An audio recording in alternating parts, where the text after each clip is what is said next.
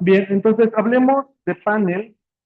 El día de hoy vamos a hablar de panel. Entonces, eh, y para eso quiero recordar un poco qué es el concepto de panel. Pues, un panel o un set de datos en forma panel. Entonces, un set de datos en forma panel es una estructura que más o menos podemos escribir de esta manera, ¿no? Es decir, es una variable que es para un individuo a lo largo del tiempo, ¿sí? Para individuos a lo largo del tiempo. Entonces, por ejemplo, piensen en qué situación puede ser esta, ¿no? Por ejemplo, puede ser el precio de un dataset, por ejemplo, de los precios en un centro comercial, seguidos a lo largo del tiempo, ¿no? Entonces, los individuos son los precios individuales de cada uno de los productos en el centro comercial, observados a lo largo del tiempo. Eh, entonces, este tipo de estructura eh, lo que estoy agregando ahora, y que va a ser un poco más complicado el análisis, es que de ahora en adelante, si mis estructuras son del tipo panel, entonces mis objetos ya no son tan sencillos de visualizar como antes. Entonces, solamente para que recordemos, por ejemplo, cuando yo hablaba de una serie de tiempo, lo que ocurría era algo como lo siguiente. Denme un segundo porque tengo que ajustar mi, mi, mi, mi- mi pantalla.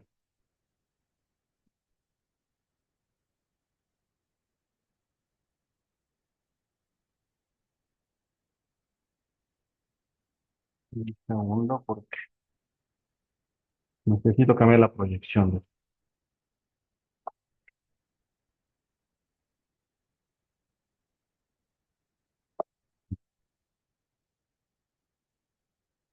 Sí. Entonces, recordemos un poco de dónde venimos. De dónde venimos es la idea de que las series XT eran arreglos de este estilo. Era, por ejemplo, veíamos a la serie en el momento uno, en el momento 2, así hasta el momento décimo, ¿no? Este son el tipo de arreglos que hemos venido trabajando.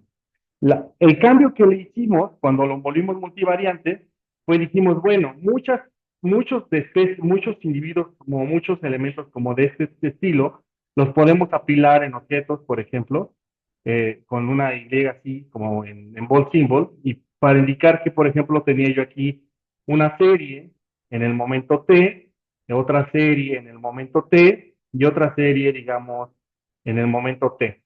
Entonces, este tipo de objetos lo que significaban era que en cada uno de los momentos tenía yo a una, a una de estas series. Si lo quisiéramos ver, digamos, si lo quisiéramos visualizar, lo podemos pensar de esta manera. Podríamos pensarlo como un arreglo de este estilo. Por ejemplo, no tendríamos ningún problema en pensar que tendremos la serie X aquí, X1, así X2, hasta XT, y la serie, por ejemplo, Z, Z1, Z2, así hasta ZT, y la serie W1, W2, así hasta WT, ¿no? No tendríamos ningún problema en pensar, bueno, a lo mejor así es como se ven mis series multivariantes, ¿no? Vale. Esos objetos no son de los que yo estoy hablando. En este momento que estoy hablando de datos en panel, ya no estoy hablando de esos objetos, sino mi objeto es algo, ahora las Ys que voy a ocupar son de este estilo. Eh, déjenme poner un ejemplo por acá, ¿vale?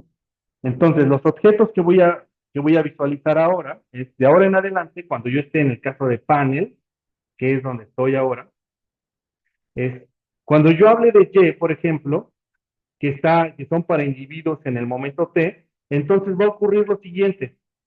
Va a haber una dimensión hacia acá que va a ser para los individuos y una dimensión hacia abajo que va a ser para el tiempo. Entonces, por ejemplo, voy a tener aquí la información del individuo uno en el momento uno, la información del individuo 2 en el momento uno y así hasta la información del individuo késimo en el momento uno, ¿sí? Entonces, en el primer renglón solo tengo la información de los individuos en el momento uno. Luego, el segundo renglón, ¿cómo se vería? El segundo renglón se vería de la siguiente manera, sería la información del individuo uno en el momento 2, la información del individuo 2 en el momento 2, así hasta la información del individuo késimo en el momento 2.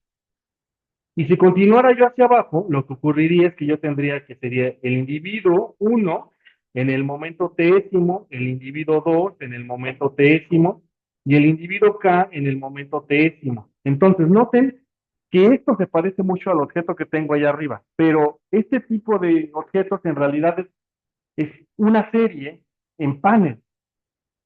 Por ejemplo, ahora bien, pensemos esto, imaginemos que esta serie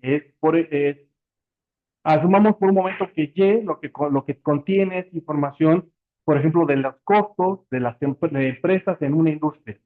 Y que esa información que tenemos en esta matriz es, por ejemplo, los costos de cada una de las empresas, tenemos cada empresa, y que observamos sus costos a lo largo del tiempo. Entonces, mi objeto de observación a partir de este momento serán así. ¿Sí? ¿Alguna duda con este planteamiento? ¿Sí? ¿Queda claro más o menos? ¿Y por qué dices que es difícil de trabajo? Ah, porque lo voy a explicar ahora, por eso. Sí, se ve simple, ¿no? Sí, exacto. Vale, ahora vamos a complicarlo un poquito, ¿no? Ahora imaginemos, si estos son los objetos que estamos utilizando, entonces me regreso a mi notación de aquí arriba. Entonces, en general, yo voy a pensar que, por ejemplo, esta serie, la que ustedes quieran, va a ser igual a un término que le voy a llamar efecto fijo, y ahorita lo describo, y a un conjunto beta que va a ser explicado por un conjunto de variables explicativas, que también son paneles. Entonces, por ejemplo, pensemos que Y son costos de una industria, de un conjunto de empresas de una industria, y X pueden ser los factores que explican los costos. ¿Qué factores pueden explicar costos? Por ejemplo, tecnología, ubicación geográfica, por ejemplo, precios de insumos, y un montón de esas cosas. Pero que entonces cada uno de esos elementos va a ser a su vez un panel. Entonces, por ejemplo, si X fuera precios de insumos y si tengo 10 insumos, entonces quiere decir que esa matriz X es una matriz que tendría la siguiente información. Por ejemplo, tendría el insumo, vamos a llamarle insumo uno, y el insumo uno, que es un panel a su vez, entonces sería el insumo de esta forma, el insumo 2, que a su vez es un panel, y así hasta el insumo, digamos, un insumo, digamos, N, para contenido de esta manera. Entonces, y cada una de esas, a su vez, es un panel. ¿Sí? Es un poco por eso la complicación de esto. Entonces, beta no es cualquier cosa, beta es un montón de coeficientes, porque beta tiene toda la información del efecto que va a tener cada uno de los insumos sobre cada una de las empresas. ¿Sí? Por eso se ve un poquito difícil, se ve complicado entenderlo, pero el que es probablemente el más interesante de observar es qué es alfa, qué es lo que está controlando alfa. Alfa está controlando los efectos fijos. ¿Qué significa efectos fijos cuando hablamos de panel? Son condiciones que no cambian a lo largo del tiempo. ¿Y qué cosas no cambian a lo largo del tiempo? Por ejemplo, ubicación geográfica, ¿no? Entonces, si queremos controlar, si queremos saber, por ejemplo, imaginemos que queremos determinar si la ubicación geográfica tiene un efecto sobre los costos de las empresas. Bueno, lo que sucede es que la ubicación geográfica no cambia conforme transcurre el tiempo, ¿no? Entonces, eso no sería un efecto que podría yo controlar a lo largo del tiempo, sino sería un efecto fijo. ¿Qué otra cosa puede ser un efecto fijo? Asumamos por un momento que a lo mejor la propiedad de la empresa difícilmente cambia, ¿no? Entonces, un efecto fijo es como la organización gerencial, ¿no? Por ejemplo, piensen en estas empresas familiares en las cuales básicamente el CEO, si es familiar, a veces ese CEO depende se vuelve CEO y deja de ser CEO hasta que se muere, ¿no? No ocurriría bajo otras circunstancias un cambio. Entonces, ese alfa es lo que va a controlar el efecto fijo. Entonces, y ese efecto fijo lo voy a pensar como esa estructura que tengo aquí abajo, que básicamente va a ser una constante más otros componentes que pueden explicar el efecto fijo, que puede ser como condición geográfica, o por ejemplo, como el ejemplo que les puse ahorita, como una condición gerencial. Vale. Entonces, ya que estamos en este mundo, entonces, pero la materia se llama series de tiempo, ¿no? Entonces, ¿qué hace diferente estos objetos de los objetos que verían en econometría? Bueno, la diferencia principal es que esos objetos les tengo que dar un tratamiento de series de tiempo. ¿Y cuál es uno de los tratamientos principales que les doy a las series de tiempo? Probablemente uno de los principales es que me pregunto si estos objetos son estacionarios. Entonces, ahora voy a hablar de estacionariedad, pero en panel. Y eso implica que entonces hay pruebas de raíces unitarias para panel. Y esas son las que vamos a conversar ahora.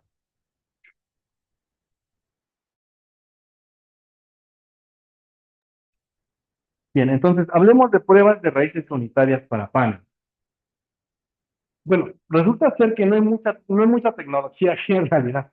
Las pruebas de raíces unitarias que conocemos, univariadas, cuando se extienden al caso de panel, es exactamente lo mismo, solamente que el objeto sobre el cual están implementadas no es una serie, sino es un panel. Entonces, pero la notación sería la misma. Por ejemplo, esta es una prueba de raíz unitaria que lo que cuantifica hace exactamente la misma prueba que ya conocíamos, que era la serie, ahora en panel, la serie panel, en diferencia, es explicada por un efecto fijo, ese es esa mu, más un rho. Ese rho i, noten que ese rho i indica que va a haber una rho para cada uno de los elementos en el panel. Entonces, por ejemplo, si mi panel es de empresas, ese rho va a ser para cada una de esas empresas. Ahorita voy a hacer un ejemplo y que espero aclare un poco esta idea. Y luego tengo a Y, que es el panel rezagado un periodo, más el conjunto de diferencias de la serie en diferencias. ¿Esta a qué se parece? ¿La recuerdan? ¿A quién se parece esta, esta prueba? ¿A quién se parece? ¿La recuerdan? La Dicke-Fuller aumentada.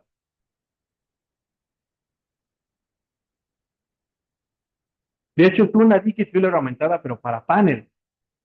Es exactamente lo mismo, solamente que ahora el objeto es un panel. Por eso es más o menos obvio extender esto, es decir, ahora mi objeto ya no son individuos, ya no son series, es decir, mi objeto ahora son individuos en forma de panel observados a lo largo del tiempo. Entonces, por ejemplo, piensen de esta manera, imagínense que tienen un panel, por ejemplo, de la productividad marginal de todos los sectores de la economía. Esa serie es un panel, ¿sí? Ahora, la productividad marginal, por ejemplo, que dependa, por ejemplo, de otras cosas eh, como factores como precios de insumos, ¿no? Que también sería un panel a su vez. Bien. Entonces, los supuestos son más o menos los mismos que ya conocíamos, que son básicamente los tradicionales. Que la media del error será cero, que su varianza es constante, es decir, son cosas homodálacticas, y que digamos, el momento cuarto es finito. Pero es por una condición de que converja todo el sistema. Pero no tener algo. Entonces, aquí hay una cosa que también podrían pensar. Bueno, pero entonces no hay ningún problema en que luego yo haga yo Garch y Bar, si yo quisiera, de panel, ¿no? Porque si estas puedo hacer raíces unitarias, puedo hacer paneles de Bar o un panel Bar, ¿no? Podría ser Garch de panel, ¿sí? Entonces, eso ya es básicamente, aquí es como qué tan creativos quieran. Hasta donde yo voy a llegar es únicamente hasta Panel Bar, por un tema de que seguramente lo van si están trabajando en algún tema sobre todo de cosas regionales, a lo mejor van a querer implementar un Panel Bar como una cosa para sus tesis. Por esa razón lo veo. Entonces, piensen de esta manera. Entonces, digamos que esa es la prueba de raíz unitaria y lo que nos va a permitir es saber si el panel es estacionario. Si el panel es estacionario, entonces puedo implementar todas las técnicas que yo conozco para los métodos estacionarios, que son autorregresivos de panel, por ejemplo, panel bar, y GARC si yo quisiera implementar en su momento algo como esto. ¿Vale? Bien. ¿Por qué se cumple? Bueno, es un supuesto. Estamos asumiendo que es. Vamos a ver. Habría que probar, ¿vale? Hacer la prueba de homocelasticidad para panes. Vale. Bien. Ahora, bien. Eh, entonces, la prueba de hipótesis de raíz unitaria es la misma, ya la conocemos. Simplemente es que el rho pi, en este caso, rho para cada uno de los elementos en el panel, sea igual a cero. Si es igual a cero, entonces quiere decir que es estacionario. Si no, necesitamos diferenciarlo una vez para hacerlo estacionario. Eh, luego, entonces, y aquí está simplemente la hipótesis. Y aquí está la sutileza. Es decir, la hipótesis de una será la siguiente: todas las series son y cero. ¿Por qué digo todas las series? Porque puedo pensar, o sea, si regreso a mi notación de panel, lo que ocurre es que en realidad cada una de estas columnas en realidad, en sí misma, es una serie, ¿sí? Cada una de estas en sí misma es una serie. Entonces, la prueba de raíz unitaria lo que hace es probar si en conjunto todas las columnas que están aquí son estacionarias. Si no son estacionarias, entonces no es estacionario el panel. Todas tienen que ser estacionarias. Esa es la hipótesis que estoy planteando. Todas las series son ICER. O al menos una no es estacionaria. Con lo cual es suficiente para decir que no estoy en el caso de que las series son ICER. ¿Sí? Vayamos un poco a hacer práctica de esto para que quede un poco más claro. ¿Dudas con esto? ¿Hasta aquí? ¿Con la parte teórica? Va. Bien. Vayamos entonces a trabajar ahora en R. Bien, voy a trabajar hoy.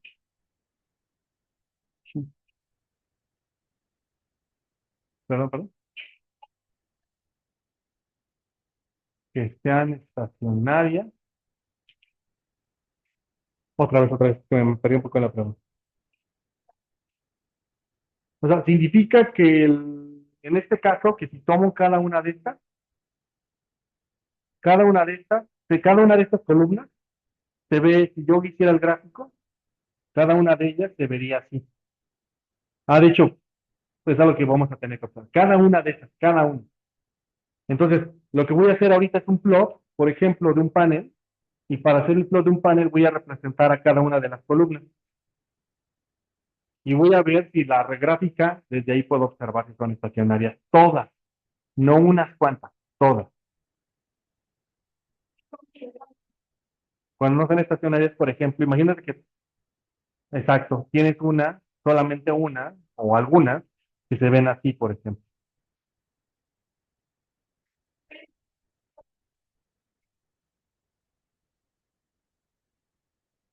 Cuando hacemos la diferencia logarítmica, todas se van a volver como si fueran fluctuantes alrededor, normalmente del cero. ¿Sí? No, va, sí.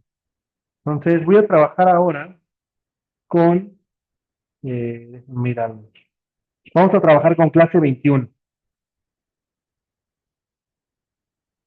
Y en clase 21 tengo R Markdown. Vamos a trabajar con el que se llama pruebas de raíces unitarias para panel,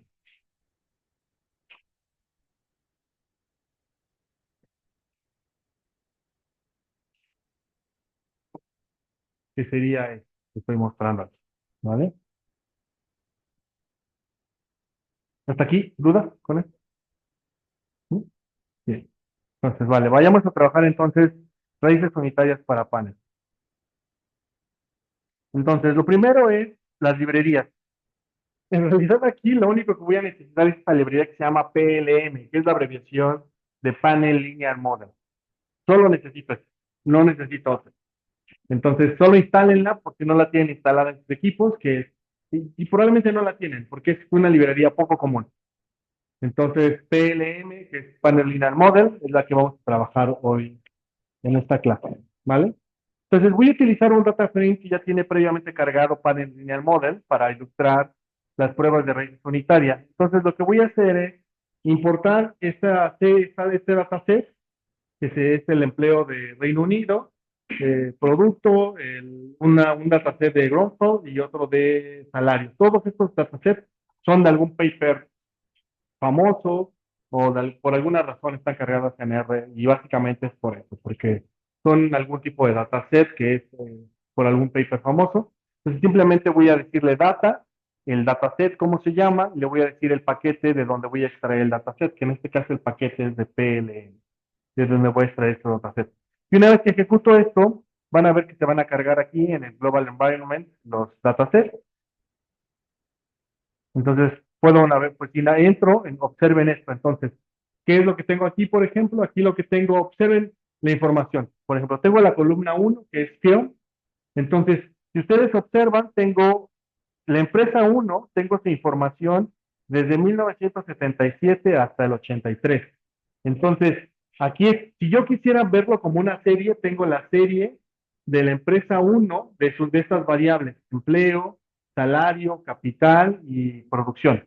Pero esto sería de la empresa uno. Y abajo tengo la empresa 2 y así sucesivamente hasta, no me acuerdo cuántas empresas hay aquí.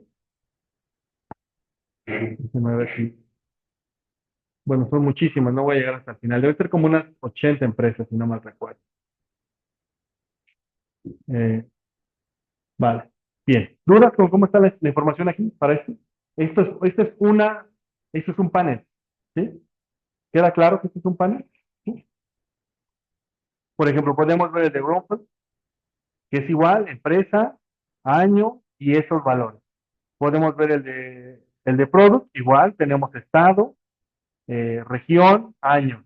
Entonces, noten que el identificador del individuo es la combinación de estado con región y el tiempo transcurre de forma lineal. Y esas serían las variables que tenemos, ¿no? Eh, y por último, el de salarios, que también tiene la misma estructura, ¿no? Que tiene, déjenme ver aquí donde está el indicador de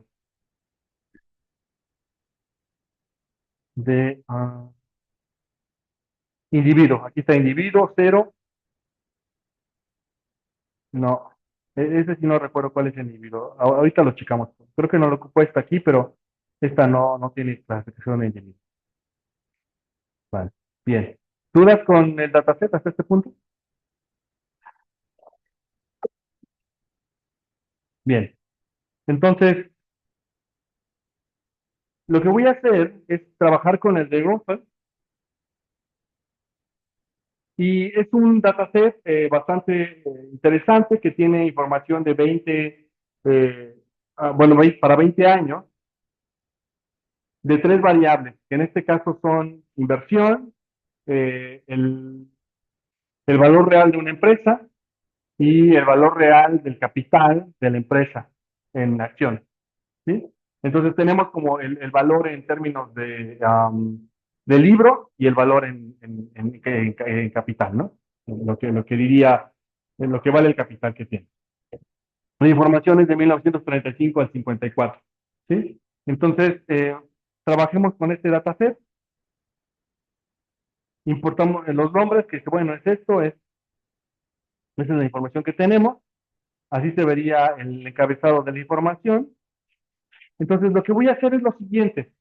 Voy a tomar la información de la inversión y lo que voy a decirle aquí es que cambie la información del estilo como la tiene. Entonces, por ejemplo, si navegamos la información de Gonzo, lo que tenemos es que la información está firma, su información, luego está otra firma, su información y así la información hacia abajo.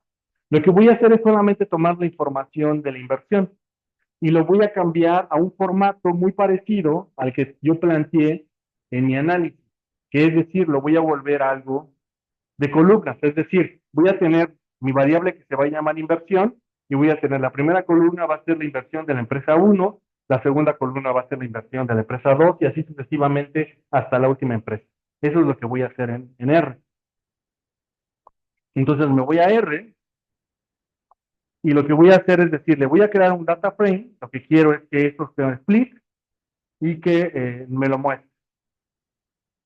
Y entonces, noten si le damos clic a Invest, ¿qué es lo que tengo? Tengo la información de las empresas hacia allá y tengo 20 periodos. ¿Sí? Vale, ¿hasta aquí alguna duda?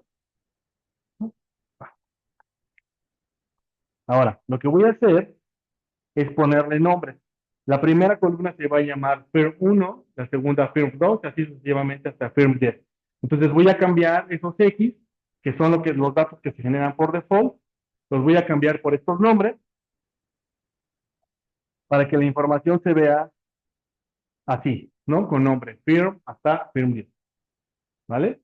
¿Dudas hasta aquí? ¿No? Ah,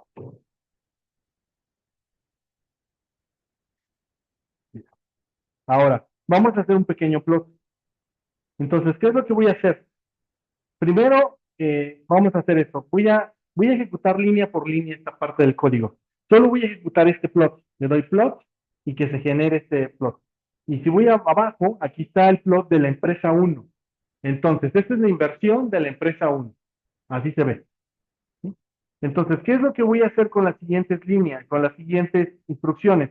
Lo primero que voy a hacer es un plot, como que un marco general, y el marco general incluye varias cosas. Le estoy diciendo que el tipo de gráfico es una línea, que el color va a ser el número uno, entonces va a utilizar una paleta de colores estándar de R. El color va a ser el que esté asignado al número uno, que normalmente es el negro, y luego los límites de dónde va a estar el eje Y. Y el eje Y va a ir desde 0 hasta 1500. La razón por la que lo delimito el 0 a 1500 es porque yo sé que la información de inversión, el valor máximo está en 1500. Por esa razón le puse 1500. Luego, el tamaño o grosor de la línea va a ser 1, y en el eje X va a estar tiempo, en el eje Y va a estar real growth y mes. Entonces, así es como quedaría esta gráfica para la primera empresa. Voy a agregar la información de las demás empresas. ¿Cómo lo voy a hacer? Lo que voy a hacer es, con el comando line, voy a decirle que empiece a agregar información de la siguiente empresa. Entonces, solo voy a ejecutar la línea 63. Si ejecuto solo la línea, bueno, pero tiene que ser inmediatamente después. Desplot, línea 70, línea, uy, déjenme ver aquí. Ah, ya sé. Es que hay que ejecutarlo todo en un solo, chunk. Perdón, hay que hacerlo todo un solo chunk para que lo ejecute. R es bastante exquisito con algunas cosas, como esta. Entonces, una vez que lo ejecutan en un solo chunk, lo único que voy a hacer es agregarle leyenda. Y le voy a decir que la leyenda esté arriba, a la izquierda, y que la leyenda sea la siguiente, firma 1 hasta firma 10, y que los colores sean los que yo había asignado, color 1 hasta el 10, y que el ancho de la línea que va a utilizar para la leyenda sea 1, 2. Y se ve de esta manera. Entonces, déjenme hacerlo más grande.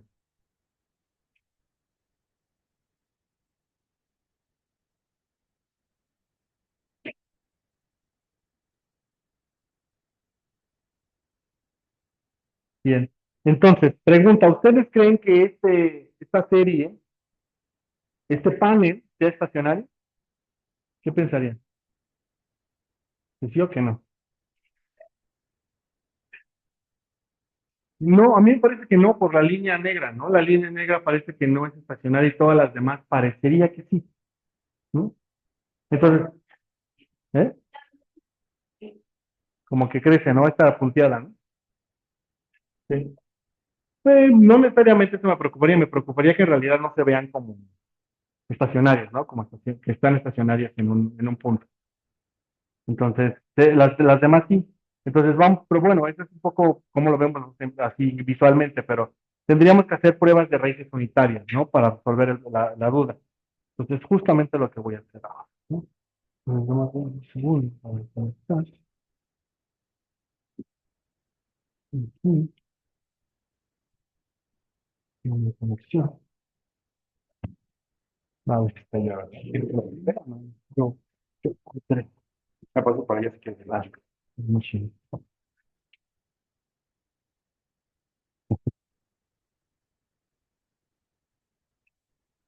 Vale, entonces,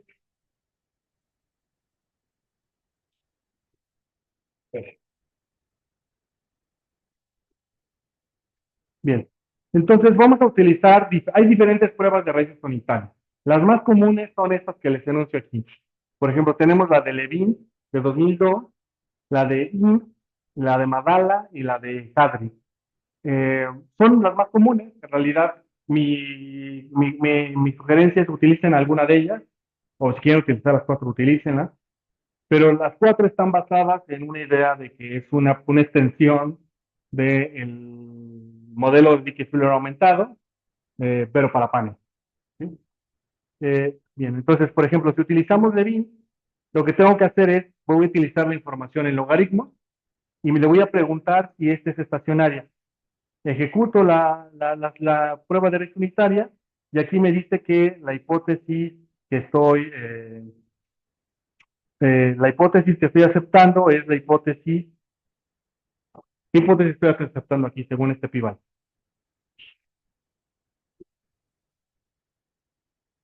No, en realidad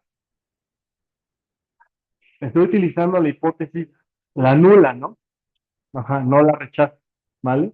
Entonces, ¿y cuál era la hipótesis alternativa? Que eran estacionarios, ¿vale? Entonces, ¿qué es lo que tendría yo que hacer? Diferenciarla. Entonces, ¿qué es lo que voy a tomar? Voy a tomar la serie, la voy a volver serie de tiempo y luego la voy a hacer una diferencia y voy a volver a aplicar la prueba de Levin y me sale la primera parte de la prueba es la serie en logaritmos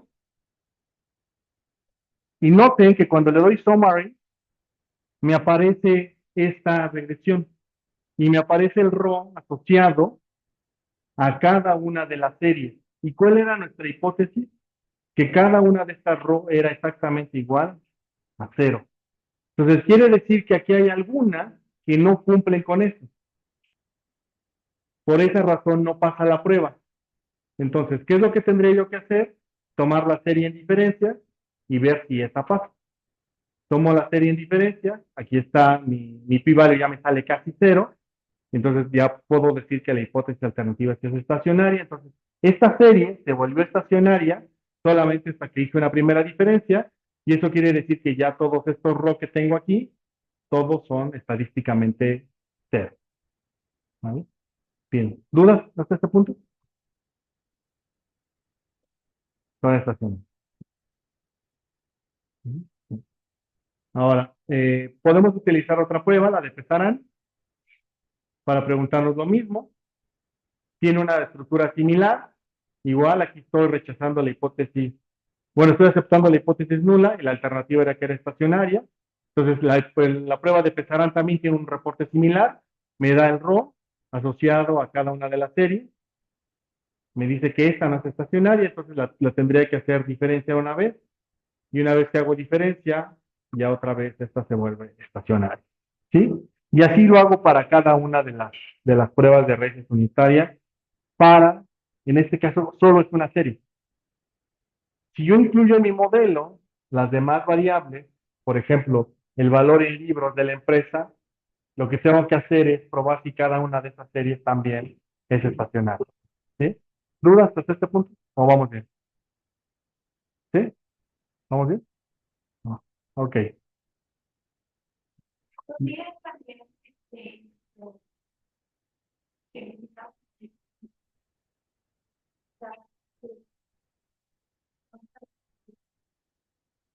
Sí, si no es estacionaria, entonces no puedes aplicar las técnicas convencionales de series de tiempo. Tendrías que hacer tal vez con integración PAN. Eso es lo que ocurriría. ¿Vale?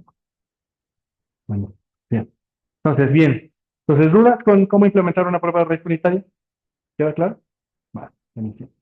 No, pero era que sí existía red. Sí te existía red. Vale, bien. Entonces, vamos a dejar este ejercicio y vamos a trabajar ahora con el otro, que está dentro de la misma carpeta. Pero esto necesito platicarles un poquito qué es este ejercicio y por qué es relevante. Entonces, este ejercicio que vamos a hacer ahora es un ejemplo que les propongo. Está dentro de las cosas que, si recuerdan, les dije que cuando presenté el trabajo, los lineamientos del trabajo final, les dije que luego les iba a hacer otro ejemplo también de otra cosa que a lo mejor podría darles una idea de qué hacer. El que voy a hacer ahora es un modelo distinto, pero para panel, ¿no? Que bueno, que solo se puede hacer en panel, pero en este caso utilizando series de tiempo, ¿sí? Probablemente lo vieron en su clase de econometría 2 si es que tomaron econometría 2 o tal vez uno, a veces algunos lo dan ahí.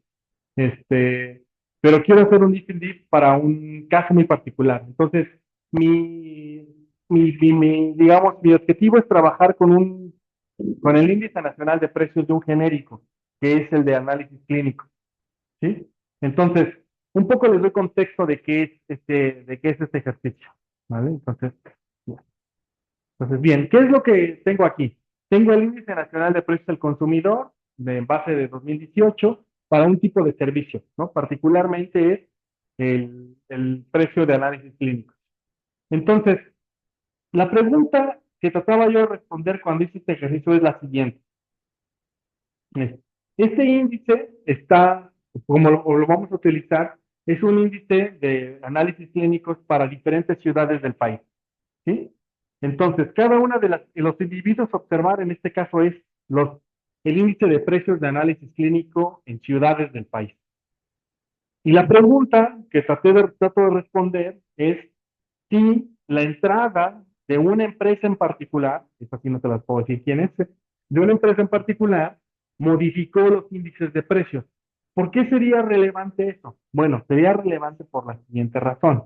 Imagínense que ustedes son la autoridad de competencia y lo que quieren evaluar es si el hecho de que, por ejemplo, un mercado se esté concentrando y ustedes están observando que una empresa, por ejemplo, está comprando a sus competidores en ciertas ciudades del país, está incrementando los precios. ¿Por qué podría pasar eso? Bueno, porque lo que dice la teoría convencional dice que cuando el mercado se concentra, los precios tienden a incrementar, ¿no? Por el efecto de la concentración y del poder de mercado, ¿vale? Entonces, la pregunta que trato de responder es si la evidencia empírica muestra, bueno, si la evidencia de los índices de precios muestra que las ciudades en donde la empresa esta compró a sus competidores tiene precios diferentes, al menos mayores, respecto de las ciudades donde no hubo una compra de competidor. ¿Le suena? ¿Hace sentido hasta aquí? ¿Dudas con el planteamiento? Vale, ok. Entonces, bien, ¿y eso cómo lo podemos evaluar? ¿Qué técnica podemos ocupar? Bueno, pues un diff and diff parece que es una buena idea, porque lo que hace el diff and diff es comparar el efecto de una variable en el tiempo antes y después de un tratamiento. ¿Quién fue el tratamiento aquí? La entrada de la empresa que compró al competidor, ¿no? Entonces, ¿cuál es el ejemplo clásico de este? Y ahí sí les invito luego a leer el libro. Hay un libro que es de Cunningham que se llama The Mixtape, y en su capítulo 1 narra una historia muy linda que es, bueno, no es muy linda. La historia es, la historia es que es como cómo se descubrió que había cólera, por ejemplo, en Londres, ¿no? Bueno, la razón, como lo encontraron, fue muy sencillo, es observaron ciertas zonas de Londres y de dónde tomaban agua las personas. Entonces siguieron la línea de tiempo del número de casos de cólera y se dieron cuenta que los pozos o las tomas de agua que estaban después de los desagües de la ciudad eran los que ocasionaban, los que estaban más correlacionados con el cólera. Entonces, una de las conclusiones fue que el agua contaminada con heces fecales era lo que ocasionaba cólera, ¿no? Es un poco la historia. Pero bueno, léala en el libro de Cunningham, me gusta cómo la narra él, entonces creo que él hace una buena narración de esta historia. Pero es un poco la historia del diseño. Entonces, ¿qué es lo que voy a hacer? Lo que voy a hacer es implementar esta regresión para panel. Entonces, voy a tener aquí el índice nacional de precios.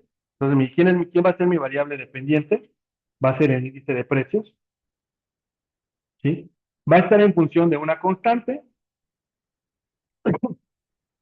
Luego va a ser, esta T es una DOMI que indica para todas las ciudades a partir de cuándo se dio la entrada de esta empresa que compró a sus competidores. Entonces, esta empresa que llegó y compró masivamente a sus competidores, digamos que compró a todos en una fecha, ¿no? Digamos que compró en ciertas ciudades, compró a todos, vamos a exagerar un poco el ejercicio, compró a todos en el 2005, ¿no? A todos. Entonces, esa DOMI solo indica Se vuelve uno a partir del 2005 y se vuelve cero antes de 2005, ¿no? Bien, ¿por qué intención tiene esa DOMI? Esa DOMI tiene intención de capturar si, por ejemplo, el incremento de precios fue un incremento generalizado, y que se observa solamente porque fue un efecto del tiempo. Hagan de cuenta que a lo mejor hubo un cambio tecnológico en la industria, eso es lo que suele ocurrir, y entonces todos los laboratorios de análisis clínicos incrementaron sus precios en la misma fecha porque todos compraron la tecnología que era más cara, y si estamos en un mundo competitivo, normalmente las empresas transfieren sus costos a los usuarios, ¿no? Entonces el incremento de precios se debió a algo que ocurrió a todos, no solamente a la ciudad, ¿no? Luego, tengo otra DOMI que esta DOMI D lo que controla es el hecho de las ciudades que sí fueron intervenidas. Entonces, esta DOMI toma el valor de uno y la ciudad fue del objeto de la compra, y cero para los demás casos. Entonces tenemos dos DOMIs, una DOMI que transcurre en el tiempo y otra DOMI que transcurre entre individuos. ¿Qué es lo que tratan de controlar ambas? Una, un efecto temporal, y la otra, un efecto de ciudad. ¿Por qué es importante el efecto de ciudad? Bueno, porque a lo mejor hay ciudades que naturalmente son más caras. Por ejemplo, Monterrey, Ciudad de México, Guadalajara, son ciudades que tradicionalmente son más caras que otras ciudades, ¿no? Que por ejemplo vivir en Tlaxcala, ¿no? Y que es una ciudad un poco más barata en términos de muchas cosas, ¿no? De servicios, renta, Aguascalientes, ¿no? Que es una ciudad muy económica en términos de vivienda. Y entonces, noten algo, ¿qué pasa si multiplico T por D? ¿Qué es lo que cuantificaría este valor que está aquí? Cuantificaría las ciudades que fueron intervenidas después de la compra. Y este que está aquí, entonces, este teta sería el efecto en precios asociado porque la empresa compró a competidores en un momento dado. Ese es el efecto, ese es el DIF, la diferencia de diferencia. ¿Sale? ¿Hasta aquí alguna duda? ¿No? Dice, el, a la compra de otros competidores en ciertas ciudades a partir de cierto momento, ¿no? Exacto, solo es de interacción entre variables. ¿Sí? ¿Hasta aquí alguna duda? Se vale que me pregunten todos los experimentes, ¿no? Entonces, por ejemplo, ¿qué otras cosas podrían tratar de modelar así? Bueno, a mí se me ocurren muchas, pero este, ay, por ahí tengo a alguien que está trabajando esto, pero tipo de cambio, pero hoy no vino. Pero bueno, por ejemplo, eh, imagínense que quieren cuantificar el efecto del tipo de cambio en los bienes de consumo en ciertas ciudades, ¿no? Entonces, si algunos de ustedes dirá, bueno, el hecho de que eso que le llamaron superpeso durante un momento, durante el sexenio de López Obrador, que fue benéfico o no para las personas. Entonces, sí pueden cuantificarlo. Lo que pueden hacer es, bueno, saben a partir de cuándo ocurrió el famoso superpeso y saben tal vez a qué ciudades son las que son más propensas a consumir productos importados. ¿Qué ciudades son esas? Fronterizas, ¿no? Por decir algo. Entonces, pueden preguntarse si el efecto que tuvo el superpeso en ciudades que son propensas a consumir, es decir, este efecto, fue distinto para esas ciudades respecto de todo el país, ¿no? Algo tan sencillo como esto, ¿vale? ¿Dudas? Ok, vale. Buenísimo. Ah, bueno, y esa X que está allá son otros controles. Podemos incluir otras variables de control, ¿no? Para ver esto. Pero en general, el DIF solamente necesita una variable de interés y en realidad dos DOMs. Con eso se puede hacer, no necesita más, ¿vale? Y X son variables de control que son opcionales. Vale, vayamos entonces a R para trabajar con el dataset de la clase B. Entonces me voy a R y voy a trabajar con el otro que es diff in diff en NPC, que es este que tengo aquí, ¿vale? Entonces este que está aquí, voy a necesitar estas bibliotecas, voy a necesitar ggplot2, dplyr, stat, lmt, Foreign, Read XL para leer información en Excel, el Panel Linear Model y el Tidybar. Y, bueno, y este SciPen es porque quiero que los datos se me muestren con 4 decimales. Bueno, los cálculos. Por esa razón está el SciPen. Ejecuto esta línea y vamos a ver los datos. ¿Qué es lo que tengo aquí en mi dataset? Tengo el INPC, tengo una DOMI que indica el tiempo a partir del cual fue tratado, fue iniciado el tratamiento, es decir, a partir de cuándo se dio la compra. Y luego tengo una DOMI que identifica quiénes son los grupos expuestos, quiénes fueron las ciudades expuestas. Y con P es la interacción entre ambas DOMIs que están arriba y tengo otras variables de control. Entonces, aquí está la importación del dataset. Entonces tengo una base que es desde 2018 hasta 2022 eh, y le puse los nombres porque los nombres no los tenía, creo. Déjenme ver si vamos a abrir el Excel porque creo que desde ahí es más sencillo. Para ver cómo se ven los datos.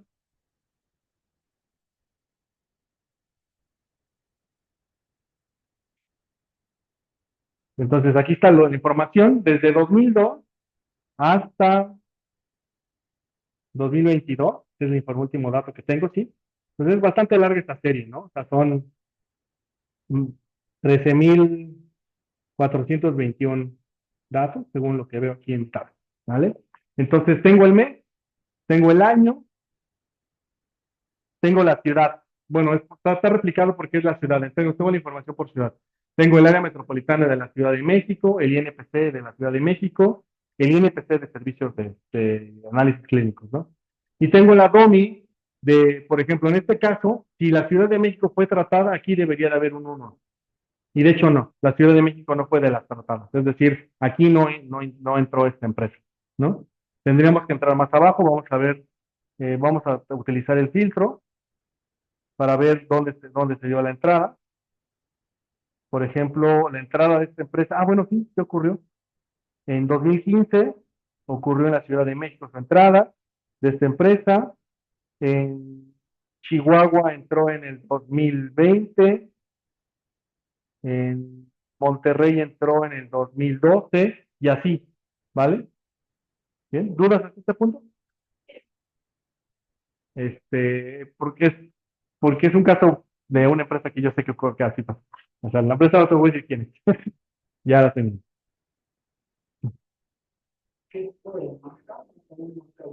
Bueno, porque la empresa entraba con diferentes marcas. O sea, por eso era imperceptible. O sea, pues, piensen ustedes, si ustedes fueran de la autoridad de competencia, lo que estaba ocurriendo es que la empresa llegaba a comprar a sus competidores, pero no le cambiaba la marca a las empresas, las dejaba igual. Sí, o sea, haz de cuenta que llegara a Coca-Cola y comprara Pepsi y no le cambiara a Pepsi, sino siguiera operando a Pepsi y Coca-Cola, ¿vale? Bueno, pero es porque la utilicé para otra prueba, otro intento de análisis que ocurrió. Pero bueno, aquí, así es como están los datos, ¿vale? ¿Dudas con esto? ¿Con cómo se ven los datos? ¿No? Listo. Ah, bien. Entonces, estamos en R y entonces ya tenemos el dataset y vamos a seleccionar las ciudades. Entonces, hay algunas ciudades que no voy a ocupar. Entonces, lo que le estoy diciendo aquí al dataset es que del dataset elija aquellas que no sean igual a estos datos, ¿no? Entonces, Tlacomulco, porque es una ciudad que tenía muy corto el tiempo y no tenía en realidad información. Era una ciudad muy reciente que está levantando el INEGI en ese momento, en 2022. Cancún, que también estaba muy corta, Coatzacoalcos, Esperanza, y Zúcar de Matamoros, Pachuca, Tuxtla Gutiérrez y Zacatecas. Esas ciudades no las consideré, ¿vale? Las eliminé del ejercicio. Ya, lo único que voy a hacer entonces es tomar el logaritmo de la variable que se llama la INPC y voy a volver factor la columna que se llama mes, fecha. ¿Por qué la vuelvo factor? la vuelvo factor porque la voy a utilizar en la regresión. Es una cosa que voy a mostrarles ahorita que llegamos a este punto. Bien. Y veamos el ggplot de la serie. Uy, está enorme.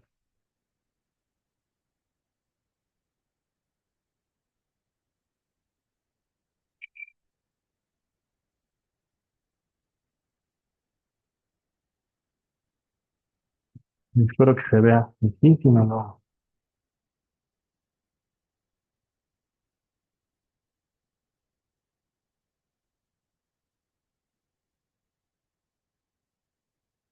Vale. Entonces, primera pregunta. Fíjense, todas las series son series de precios en estas ciudades que tengo aquí. ¿Ustedes creen que esa serie es estacionaria? No, ¿verdad? Parece que no. Preguntemos a él. Eso es lo primero que voy a hacer. ¿Vale? Entonces, bien, hagamos pruebas de red unitaria. ¿Qué es lo que voy a hacer primero? Voy a cambiar el dataset. Lo tengo en formato long, es decir, recuerden cómo lo tengo así. Entonces tengo ciudad, ciudad, ciudad, ciudad, sus datos, ¿no? Ciudades hacia abajo. Entonces lo voy a cambiar, lo voy a formar a un formato white, se dice, que es, ¿ves? Como transponer, casi como transponer. Y ahora lo que tengo es así, las ciudades hacia columna y hacia abajo el tiempo, ¿vale? Me voy a preguntar si esta serie, la voy a volver serie de tiempo, inicia en 2002 en julio y termina, bueno, no le puse aquí la fecha de final, y vamos a hacer la prueba de raíz unitaria. Y bueno, ¿cómo obtienen el número de rezagos que pueden utilizar? Utilicen esta fórmula, la misma que utilizamos para Dickey-Filler aumentada, bueno, en general para las pruebas de raíz unitaria, que sería el mismo, que en este caso es la parte entera de aplicar esa fórmula, que en este caso es 4. Entonces el número de rezagos que voy a utilizar la prueba de Levin con 4 rezagos, y me dice que es estacionario, extrañamente. Está bien. Probemos otra más. Levin con tendencia, igual es estacionario. Y vamos a probar Choi, por ejemplo. También parecía que no, pero lo que dicen estas pruebas es que sí son estacionarios. Está bien, yo le creo. Hadri, y está bien, porque esa invierte la hipótesis, no me acuerdo. Aquí está diferente. La hipótesis alternativa es que al menos una de las series tiene región unitaria, entonces la hipótesis nula es que son estacionarias todas, ¿no? Entonces, aceptamos la hipótesis nula, está invertida la prueba. Y Hadri, igual, y ya, listo. Creo que aquí le voy a dejar, porque lo que sigue es la estimación y creo que esa sí es un poquito más, quisiera tenerlo más frescas, ¿vale? ¿Alguna duda hasta este punto? ¿No? Vale, buenísimo. Entonces, pues aquí le dejamos, nos vemos el